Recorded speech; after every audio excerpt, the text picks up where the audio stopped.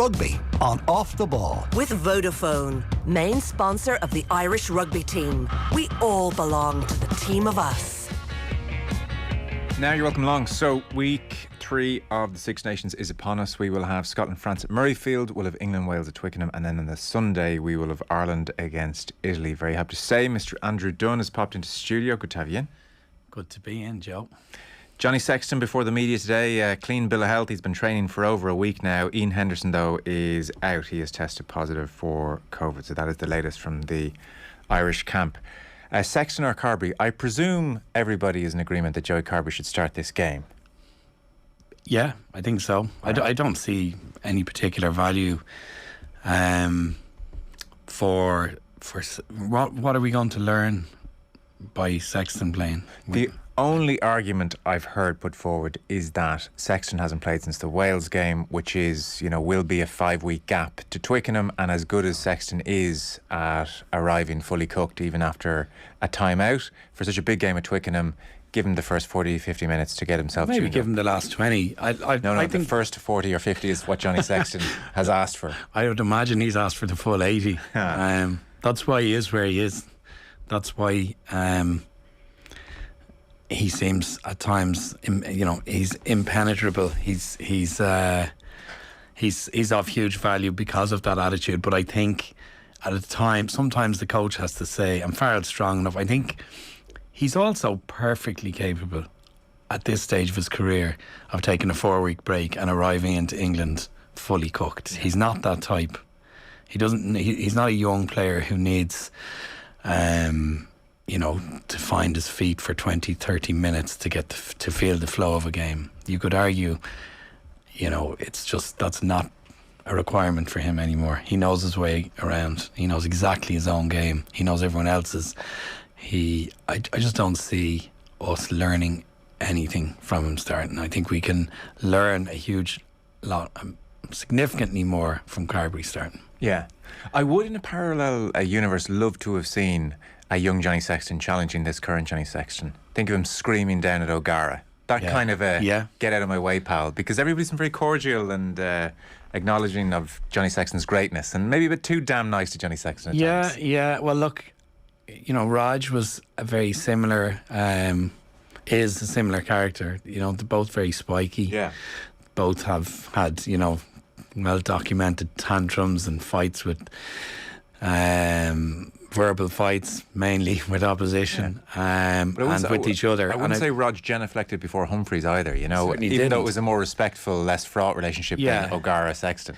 Yeah, no, it's an interesting observation. The younger crew coming through would be a lot more reverential about taking his spot.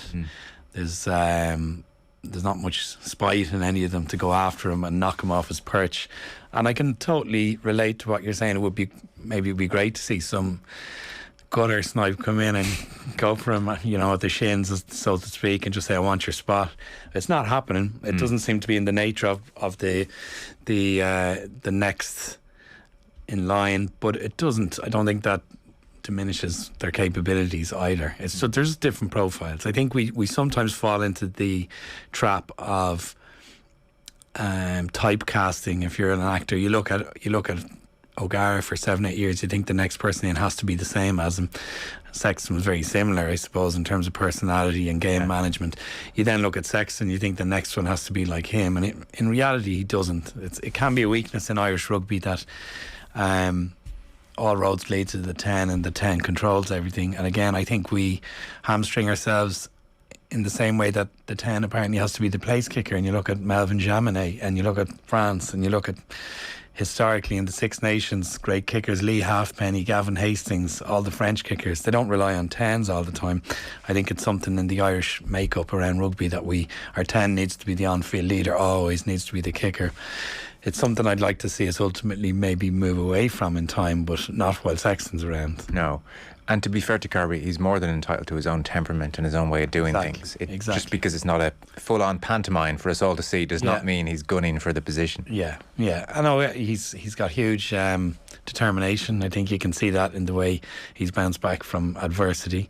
And I think you can see it in the way he's conducted himself in really key moments. I think there's a rite of passage for all young out halves.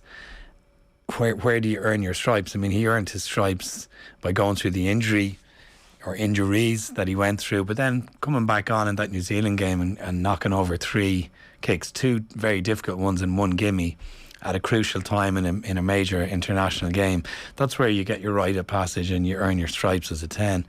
And I think his stock will have risen again, having started and completed another 80 minutes down in Paris. Yeah. Not by screaming at Ron O'Gara on the ground. And he doesn't have to. I mean, Bowden Barrett's very quiet. Yeah. You know what I mean? And he's pretty handy. So, I haven't spoken to you since the game in Paris. You would have watched Carbery's performance very closely. What has been so interesting about the Carbery discussion around that night is that I have heard the full spectrum of 8 out of 10 man of the match, right back to an indication as to why we really do need Sexton for the World Cup. So, you can give us a number 10's view. I'd probably I'd sit on the fence on this one. I would lie somewhere in the middle. I think kind of above average. I certainly don't think he was an 8 out of 10. I think he can play better, and I don't think he was central actually to the result either. He plays kicked very well. He's kicking out of hand reasonably well. He has variation in his game. He had a lovely little moment of kind of elusive footwork about 5 minutes into the game where he could have got collared, and he just showed what he's got in terms of capability there. And overall, the game management, when I watched it live, I think I was guilty of the same thing we just spoke about, the immediate comparison to what would Sexton be doing, what would we be doing in this situation were Sexton there. I think we have to look at it through a different lens. I think, having watched it back, I thought he had a pretty composed game. I don't think he'd any particular howlers. I think the team worked well around him. And in reality, the result was determined by a number of small incidents that had nothing to do with them, really. I think. I'm going to ask this next question. Let's not go too far down this road because we've had this discussion plenty. But it's a constant issue of concern. Johnny Sexton, this is another championship where he gets injured mid-tournament. He hadn't played since the All Blacks game. So injuries are a regular occurrence in his life, and so we're headed to the World Cup now. I think it is inconceivable that Sexton will go through a World Cup age 38 without injury. So at what point do we have to start? Well, we're saying Carbery is definitely the number 2. Yeah. At what point do we also have to start saying, if Sexton's out for a big game, we now need to think about Jack Carty off the bench. So Carbery to start, Carty to come off the bench, Sexton to be at home bristling with his feet up because he wants to play, but he'll understand the bigger picture, and you will play at the World Cup all going well. Yeah. Because you look at where we are now, there's the Italian game. There's really not another quote-unquote easy game or very winnable game until November, and then we're into the following year Six Nations, and then it's showtime. So at the moment, Carbery is barely cooked, and if Jack Carty's going to have to play the last 20 minutes of a huge game for Ireland, he's nowhere near. And this is where I kind of look at management, and I do feel we are sleepwalking into a World Cup where Sexton gets injured in the pool stages. Hope he doesn't, obviously, but let's deal in some realities and likelihoods. Or he goes off a cliff physically, which could happen in the next year as well. It still feels like we're sleepwalking into this situation at 10. I don't agree. Good, go on. Respectfully. Great.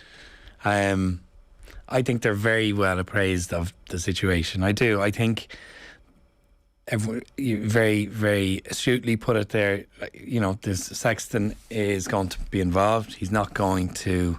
It's unlikely he's going to have a kind of a flashy run through a World Cup with no injuries. But the team, the entire way the team operates now is different. There's been they've diluted responsibility. They've taken it away from the position of 10 in the way under the Schmidt system it was very dogmatic. It was very successful for long periods, as we know, but ultimately that was part of the weakness in the end. It was run centrally through the likes of Sexton, and it was very predictable. The current team, the attack is as good as we've attacked in 7-8 years. Very difficult to predict where we're going to attack, who is the playmaker. Very often, as we've discussed, is Tadhg Furlong or one of the front five, which is a very novel way to look at how you create in midfield. We didn't do it also well in the French game, but previously we've been clearing our lines and exiting very well through different means, whether it was a James Lowe left foot, the occasional box kick or a long kick from 10. That dilutes the role of 10 somewhat, and it takes away that constant kind of magnifying lens on the role and the execution. And so that's not by accident. I don't think that's because they feel the backup is inadequate. I think that's just the way they want to play. I think less predictable. Yeah. And yet I still it's hard not to feel it's not still a very, very central position. Yeah, I mean it never won't be. It's always going to be. Yeah, I mean it's always going to be a central position, but I would contest with you that I don't believe they're sleepwalking into some trap in the next World Cup. I'll change that. They're going in with their eyes wide open to this problem. They're aware of it. It's like we're all aware of it. It's about turn. Sleepwalking. We're still heading that direction though. We're sleepwalking, our eyes are wide open, but I think we're heading right towards it, and I think we'll be chatting during the World Cup saying, geez, Jack Carty's coming on here for the last 25 minutes and not if we're pragmatic about it. If we're pragmatic about it now and the fellas who are behind Sexton get sufficient game time and they're getting it at their clubs, and they're going to get, I would hope, they're going to get adequate exposure in the international arena, then it's not that big a deal. There's still time. There's still time to wake up. Yeah. But I'm just saying, we have Italy this weekend. Yeah. Twickenham, Johnny plays, I presume. Scotland with a championship on the line, Johnny plays, I presume. I would have thought so. New Zealand tour, Johnny plays, I presume. November, the big game, Johnny will play, I presume. Back to Six Nations, Johnny plays, I presume. We're back to sleepwalking. I wouldn't throw him in. If even if he's fully fit in all three tests down in New Zealand, I wouldn't throw him in to start in all three. No way. Do you think even Farrell if he was fully fit? Do you think Farrell I don't think he will. No, I think he's going to give one of the other two a go, or someone else. Which is the right thing to do. I think so. Yeah. I mean, to win a test in New Zealand would be a brilliant take home. To lose 3-0 and take two hidings, not going to do anything for us. But I think teams that have designs to be successful in a World Cup historically have been able to pick off New Zealand away from home. South Africa have done it, France have done it, England did it in 2003, and I do think this team correctly have an opinion of themselves that they can do damage at the World Cup, and if they do believe that, they're going to go down and try and, I think, pick off New Zealand at least once away from home. We've never done that. That's a huge ask, and I think that would be a massive result in New Zealand for the summer, and I'd love to see one of the others, if not both of them, start a test each and get exposure in that kind of cauldron atmosphere. So give Joey Carbery a start, give Jack Carty a start. Yeah, one or the other. But certainly I don't, even if Sexton was fully fit, I wouldn't give them all three. No, just so we don't sleepwalk into a scenario that you've painted. Or eyes wide open, which is more reprehensible. Eyes wide open, I think. Yeah, possibly. We'll come back to that chat invariably over the next 15 months, I'm sure. But Carbery, in short, very promising performance in Paris without being perfect. If there were areas that you'd love to see him improve upon, I suppose, what would they be? I don't think there were areas that were lacking in his game. I think the overall team performance made it difficult for the 10 to impose himself in any other way on that match. I think if you look, something I found really striking was the outside backs for France. This has very little to do with Carbery or Sexton had he been on the field. Villiers, Moefana, Peno, every time they got the ball in the first 60 minutes, it was almost like they're big men. Certainly Peno and Moefana are big men. Villiers is surprisingly strong and not that big, but almost freakishly strong. But they beat their opposite man on a number of occasions as individuals. Really explosive footwork, lateral movement, left the guy for dead, got through, and that's what broke us in that first half.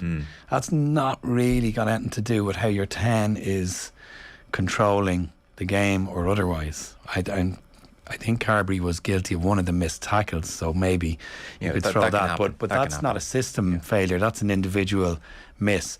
But those three lads for France wreaked havoc in that first half. And what happened then, they broke us. They broke our initial line. You've then got Antoine Dupont running on to fast ruck ball into Mac outside him. And we saw on a number of occasions then the likes of, how you pronounce it, is it Uini Antonio? Yeah. 151 kgs. Yeah, coming at it, like a bull. And very, very difficult at that stage to kind of, I suppose, in any way to stop that. As soon as that initial line break happens, and there were incidents like that littered through the first 60 minutes where I think it's an easy fix. I don't think it's a systems fix. I remember in my own playing days, Matt Williams had all kinds of phrases you could remember, but a boxer's stance was one going into a tackle. You don't see a boxer in a ring standing square, facing with his feet stuck in the mud or stuck on the canvas in the ring. If you get into that position, you're in trouble. He would talk about, say, you lead in at an angle, 1 foot leads, and you're on your toes, your heels are off the floor, and there's a lot of footwork going on. And like, it's one of the ultimate alpha male things you see in sport. One guy's running at the other, looking to trample all over your soul. You know what I mean? He's going to kill you. The next guy is going to try and take him down in a tackle. If you halt your progress at any stage and stamp your feet in the mud flat, you're in all kinds of trouble. And I saw that 5 or 6 times in the first 60 minutes, particularly in those 1-to-1 matchups with Villiers, Moefana and Penno. Now they're top class attackers, but I would imagine Easterby, any of the Irish coaching team looking at that and immediately saying, whatever happened against France, that doesn't happen again. And that's a quick fix. These players are technically good enough to change that. It could have been just, big atmosphere, adrenaline, any of the above, but they're not difficult technical fixes. So, you stop that, you stop a lot of the French momentum.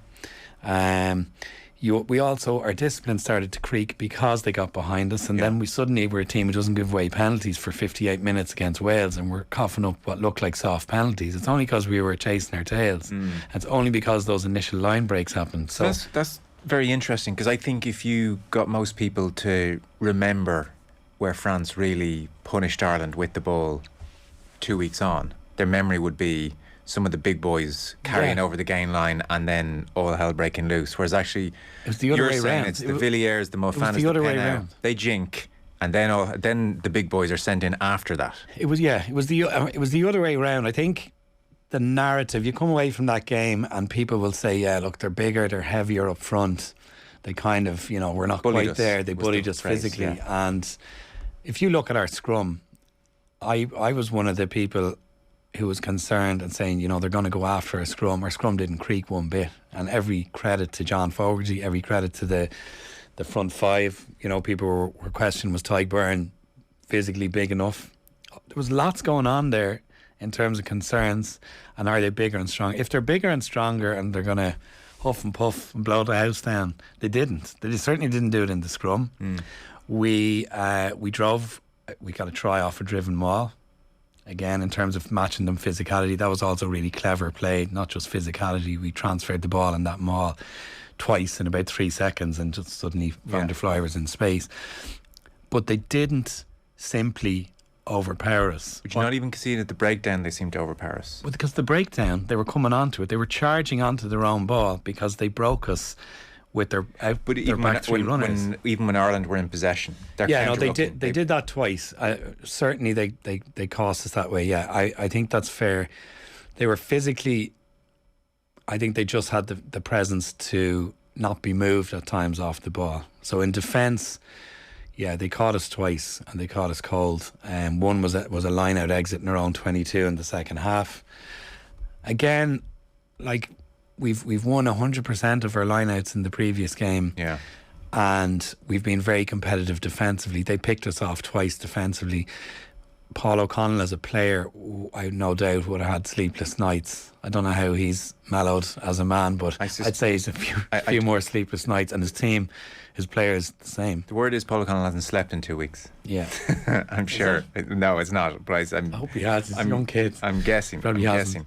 So you're far more optimistic about this French performance than we've talked after plenty of defeats, and even after certain Ireland wins where you're kind of not loving what you're seeing. You would take that performance in Paris? I would, because I think the things that went wrong, had we been drilled off our own scrum ball 4 times, had we been clearly overpowered in what you take situations where there's parity on the field, it's a 1-to-1, and we lose that collision constantly, that actually didn't happen.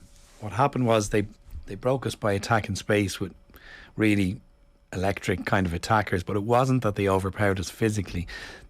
That kind of predicated them running onto the ball at serious pace, and then they're going to win that collision. And I think the Irish management would look back at that and say, stop it at source, stop it at source, stop it at source on 5 different occasions in that first 60 minutes, and you're no longer on the back foot. And I think that's a much easier fix than a systematic, we've been overpowered. I must watch the game back, because my sense coming away was they just bullied us physically. And this is a very different line of thinking. That was my sense of it. I was on a stag in Austria, and so it was a bit worse for wear watching it.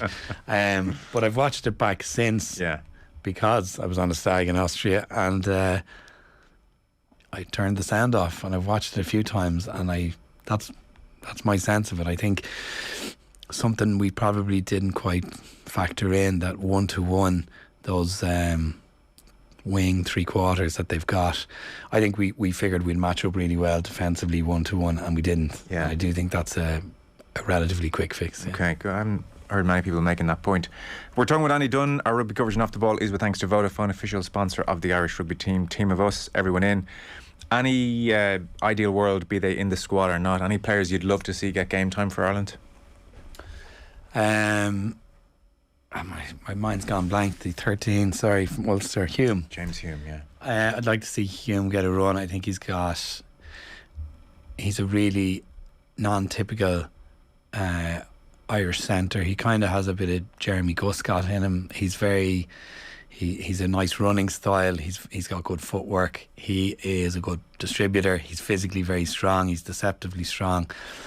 He's not your typical Irish centre. I grew up watching Philip Danaher and Morris Field, and then I think typically we've looked at, Brendan Mullen maybe in the 80s was this kind of bit more of a footballing player. O'Driscoll could do everything, so he was an outlier. But yeah, Hume seems to fit that mould where he's a graceful type player, but he's also physical. He's got a creative side to his game. He's got a lot of football in him, and now we've got an embarrassment of riches at the moment. There, you've got Henshaw benching. You've Ringrose playing super rugby. One of the things I took away from the Welsh game was Bundy Aki's distribution. His passing was superb.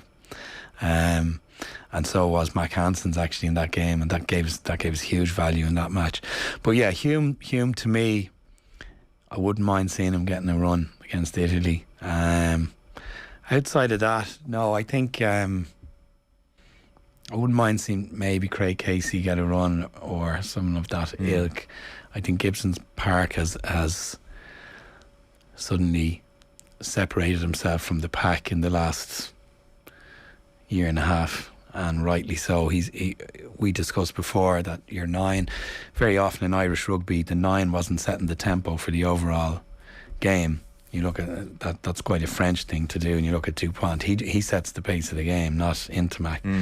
But so it's not a typically Irish approach, but credit to Farrell when he put Gibson Park in. I thought it was a left field decision, and he's completely vindicated. I think Gibson Park has changed massively how we play, how we attack, and I think Casey's the closest backup to him. That. So for that reason, I wouldn't mind seeing Casey as a fringe squad member getting a run, because it's like for like. In fairness to Farrell, you could say as time goes on, he does have an eye for a player and a selection.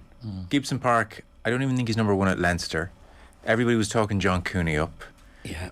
Connacht scrum halves were thereabouts. Yeah. And, you know, Conor Murray's a line. Mm-hmm. And yet, out of all of them, and I'm sure Doug coming along as well, he's watching, but out of all of them, he plucked Gibson Park. And I didn't hear anybody in advance saying, the answer is Gibson Park. Nobody. Or great call. I think there was a Gibson Park. Yeah, really? yeah. And even Matt Hansen. Yeah. Straight in. Yeah, there's a real, to me, there's a real parallel with Gatland. Gatland's hugely successful career has been characterised by, you know, slightly left field selections. Always media would be kept guessing. His own team, his squad would be kept guessing. I think he placed huge value on how well you trained as well, and that can galvanise a squad. I know as a player who spent half of my career sitting on the bench, if you felt you could actually make a difference in training and it might help selection, that galvanises the outskirts, the forgotten members of your group. And I think Farrell, he definitely did that with Mac Hansen. And that you can arguably you can get 3 players fired up by one selection. You can get the incumbent, the surprise guy, and there's someone usually being leapfrogged somewhere in the middle. Suddenly, watch all 3 of them the following week in training. Like, it's a genius bit of man management. I definitely think Farrell has that. Whether it's just some kind of subconscious thing from being around rugby, you know, captained England at 18. Yeah. That's not normal, you know what I mean? So he's got an insight that very few have. He's got an ability to manage players, even though he's the lead man, decision maker, where they all still really respect and like him.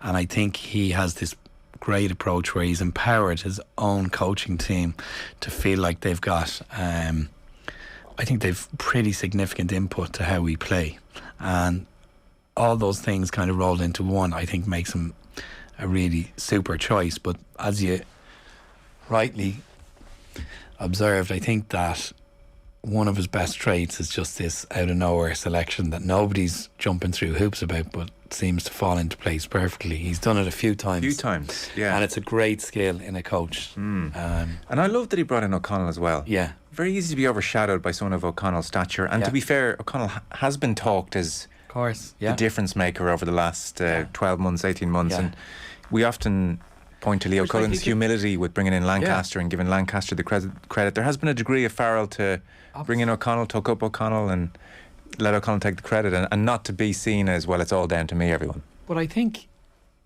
like, you can see Mike Catt in the team, you can see John Fogarty in the team, you can see O'Connell in the team, you can see Easterby in the team. Sometimes you're looking at it and go, can I see Farrell in the team? I'm not sure. Yeah. But, like, I mean that as a compliment. Yes, yeah. He's got 4 brilliant minds there, who've all had great careers, who all are very cerebral in terms of their approach to the game. They're all very intense characters. They have a lot of integrity to what they're doing, but they're actually being given a real chance to manage and coach players and develop them and have an input into how we play. So suddenly you're seeing shades of 4 really interesting characters, and they're all clearly making a stamp on the team. And then I go, I'm not sure which is the overall Farrell stamp, but actually that's just the finished article. That's like nicely coming together. Like, now I know we lost to France, but if you take the New Zealand game, if you take the England game last spring, I think people are far too quick to gloss over the Japanese performance in autumn. That was one of the best 40-50 minutes I've seen an Irish team play in a long, long time. Yeah, because we've made hard work of Japan previously. Yeah, and I know Japan hadn't played. There's loads of ifs and buts, but sometimes you got to look at it constructively. And I just think there's so many positives at the moment in that group. Farrell seems to. I think he deserves a lot of credit. You know, you've picked out that he can throw a left field selection in, and I think that's a nice little piece of magic he's got. But I think there's a lot more to it. Am I right in saying that just before we leave Ireland, you still have a soft spot for Kieran Frawley, who's barely spoken about? Yeah, well, I think you're right. Again, if you look at the profile of the squad, we have an embarrassment to riches. But I actually think Frawley, the style with which he plays, is really, really suitable to the style with which Ireland are currently playing. He effectively is a second number 10. He can kick well off both feet, which you don't see often. He can pass. He's a very good physical presence. He's a great physique. He's more like a top level GAA athlete. He doesn't look bulky, but he get his arms free in a tackle. Great footwork, really good head, very calm, good place kicker. Like, if you're thinking of people you need at a World Cup, say Sexton got injured, say there's this panic, say, you know, I'm a big Liverpool fan, 4 centre halves got injured last year, and what do you do? And they put Jordan Henderson in. Like, these things can happen in a condensed 5-match World Cup, 6-match World Cup, whatever it may be. Someone like Frawley I would be bringing all day on that. Just and again, a great injury profile. He's always fit. So someone like that as a what's the phrase people say, an outlier or a bolter. You always hear this Lions bolter, boring, torturous line dragged up. Who's the Lions bolter? But an Irish bolter, he's kind of going under the radar now. But everyone I hear talk about him really likes him. You know, he's quality. Everybody really recognises he's good. Yeah. Except Andy Farrell, who's terrible at picking players. What's going on? He doesn't have an eye. Yeah. No, there's obviously there's a bit of it's a cue. Yeah. But it's hard to leave like out these Hugh. things, like 18 months, a long time. Week is a long time in sport. Sure. 18 months, incredibly long. So you never know. And by the way, previous to my negativity on Sexton, I mean the opposite. I don't think you were negative. I think you were just. I'm very pragmatic and going off history and his age and everything else. I guess the flip side of the condensed 4, 5, 6 week is that he could just be in a lovely spot and sail through it. Absolutely. You know, it could happen. Be a swan song. You never know. Be a hell of a swan song, yeah. So that's Ireland-Italy. That's on Sunday. Brief word: Scotland-France in Wales. To undercut all your fine analysis of the game in Paris, Scotland-France, Murrayfield. It is a bogey ground for France. They haven't won there since 14. Yeah. This does feel like a different France. The Scottish tight five talked about as their weakness. The French tight five are giants. Yeah. Scotland can't win, therefore, despite all your talk of Paris. Yeah. If we look at the obvious threats France had against us on 2 weeks ago, in the kind of wider channels, big men with great footwork getting their yard of space either side of our defence. If you look at who's up against them in the Scottish back line, they're very matched physically, actually. Chris Harris, Duhan van der Merwe, big athletic men with good footwork. And I would have thought Townsend, the Scottish management, would look at where did they really get initial kind of, what was their spark plug against Ireland was actually those 3 quarters making space, and they'll try and look to shut that down, I'd imagine, pretty quick, smart. Yes. And then you're going into, okay, is it this mountainous front 5 versus a slightly weaker Scottish front 5? And you would have thought, yes, France are probably going to edge that one, but like you said, bogey ground, and I don't love going to Murrayfield. Yeah, it will be. And the Scots kind of, have kind of talked themselves up for so long. They're now a team that they're not quite competitive at the championship medals end, but they're definitely more competitive than they were, and they'll be looking to pick off all their home wins, for example. Yeah, and they're nursing the hurt from Cardiff, and absolutely won't be rolled over. The English win obviously is something that's going to do them good in terms of their confidence. Speaking of England, so they've Wales at Twickenham. They played Italy most recently, and it was very so-so. It was just a turgid, awful game, and that really, I think, prompted discussions once again about Italy's status in the tournament. But they have Wales at Twickenham, which is a very different proposition. Manu Tuilagi is back in the squad. England have not lost at Twickenham with Tuilagi in their squad since 2012. Yeah. Transformational. Yeah. And then Wales come off the back of that win against Scotland. Marcus Smith, you gave the big billing to pre-tournament. He's one man of the match, 2 tries in 2 games. Is he doing what you were hoping? Yeah, he's my new fave. Finn Russell can take a big back seat. I think Finn Russell is a skillful flake compared to this fella. I did hear, we were talking with Shane Horgan on the TV, and we were sort of saying Finn Russell was the prototype, but here's 2.0. Absolutely 3.0. 4.0. Okay. He is electric. He's like he's got so much in his game in terms of he's a massive threat himself, rapid on his feet, very, very good. You rarely get a player who's that good as an individual attacker who also has an awareness as a midfielder to use everyone else around him really well. You usually get one or the other, like you're Stephen Gerrard and you're charging up, or you're Andrea Pirlo and you're just controlling things in an orchestra. He's got both of those. Yeah. He's unbelievably threatening when he runs. I'd say a lot of nervousness, opposition defences, particularly when they're tired. He kicks brilliantly. He cross-field kicks. He varies his kicks. He chips. He grubbers. He sidesteps. He hands people off twice the size of him. He's just got this all-round game. Yeah. He plays kicks, pressure kicks consistently. It might be, people say, it's a step down. It's still the Premiership. He still won the Premiership last year with him. He's backed up his talent by going and winning a Premiership. He tackles ferociously. Yeah, I can't see a single chink in his game at the moment. Not one kind of weakness in his armour. And he's as good as I believe he's as good as I've seen since maybe Dan Carter at his peak around 2005. So it might sound like hyperbole, but I genuinely think he's that good. I love watching him. Absolutely love watching him. That's enough of a sell for the England game against Wales.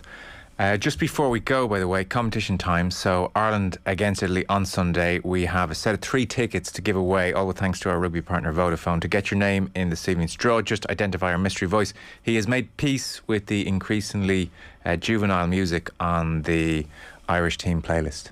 The most adult thing I listen to is probably The Greatest Showman. The mix of Mulan and all the different Disney classics. Text rugby followed by your answer, name to 53106. The prize again, 3 tickets, a set of 3 tickets for Ireland Italy this weekend, all in association with Vodafone. # Team of Us. Andy Dunne, pleasure. Thank you. Thanks, Joe. Rugby on Off the Ball. With Vodafone, main sponsor of the Irish rugby team. We all belong to the team of us.